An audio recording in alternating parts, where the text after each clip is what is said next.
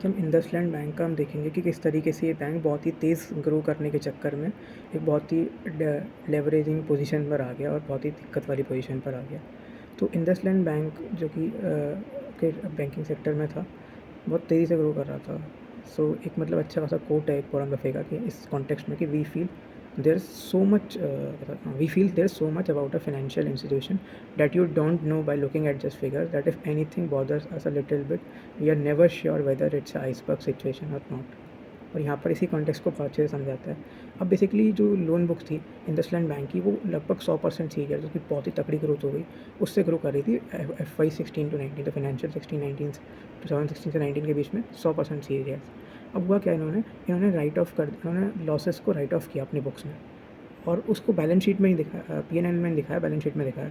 ये मैं सीधे-सीधे एक रेड फ्लैग दिख रहा था उस समय, और मतलब ये सीधे ही आपका एक एग्ज़िट करने का रेड फ्लैग होना चाहिए, बिकॉज़ अगर ये फाइनेंशियल मिसमैनेजमेंट नहीं होगा तो और क्या होगा।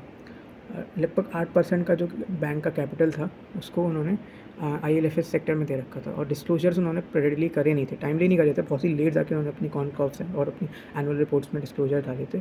और फिर फाइनली उन्होंने भारत फाइनेंशियल्स का एक्विजिशन भी किया था, जिससे उनको ये एक्चुअल में एक डबल एज स्वॉर्ड थी। अगर सही सिचुएशन में किया जाता, अच्छे टाइम्स में, जब आपका बुल रन चल रहा है उस समय, तो ये जो हमको एक ROE में बम्प देखने को मिलता है इंडसलैंड बैंक की इस भारत फाइनेंशियल के चक्कर में।